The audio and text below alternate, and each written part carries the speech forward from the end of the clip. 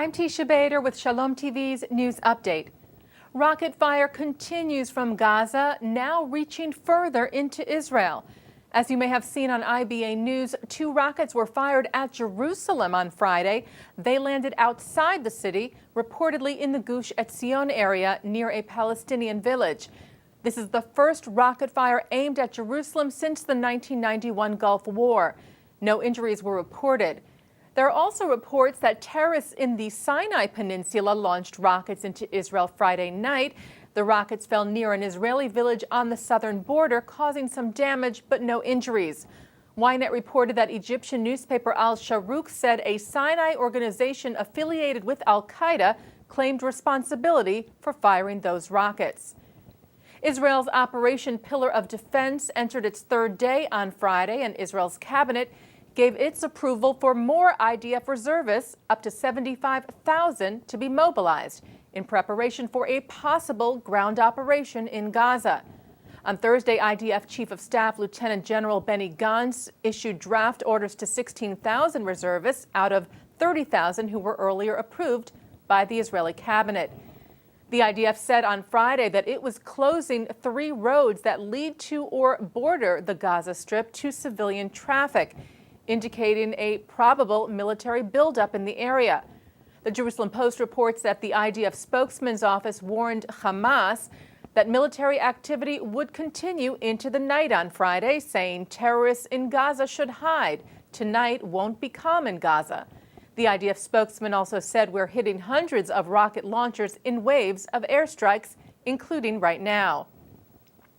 Reports came in soon after that Israel's Air Force assassinated Ahmed Abu Jalal, a senior Hamas terrorist, in an airstrike.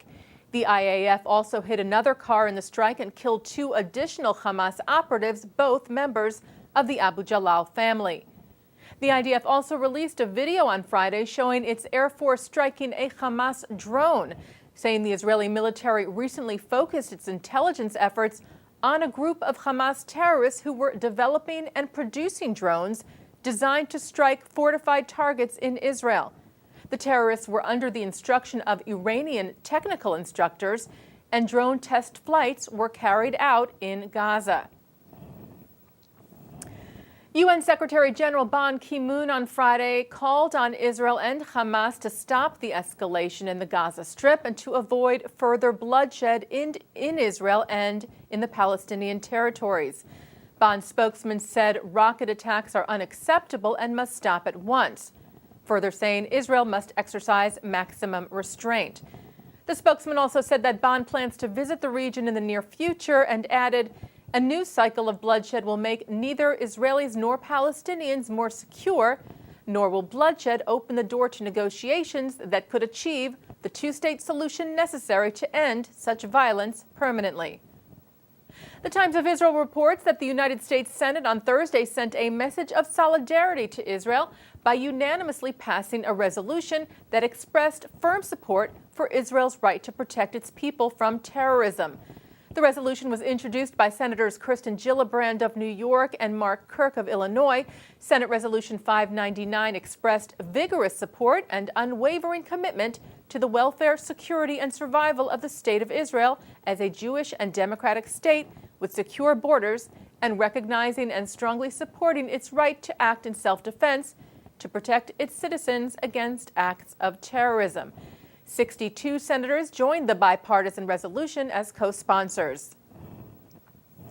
While Jewish organizations here in the United States continue to pledge their support for Israel as it faces the rocket fire from Gaza, the Jewish Federations of North America announced a new Israel Terror Relief Fund, committing up to $5 million for the immediate needs of the people of Israel, in particular in the southern region.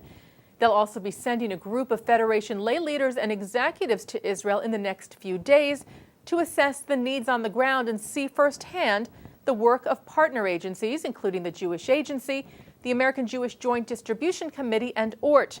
The Union for Reform Judaism announced that they will partner with JFNA and other groups in this effort.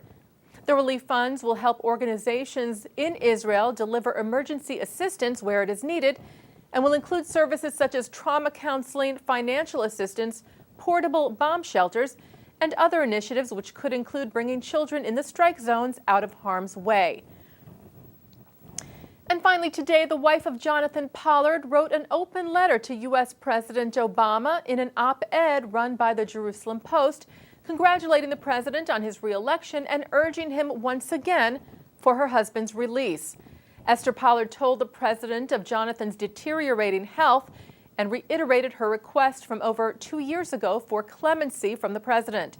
She cited that the president would be granting a pardon to America's national Thanksgiving turkey before Thanksgiving, saying, "Mr. President, if a lowly turkey is deserving of your compassion and merits the dispensation of justice by your own hand, how much more so does a man who has more than paid the price for the offense he committed and is now, after 27 years in prison, in danger of losing his life."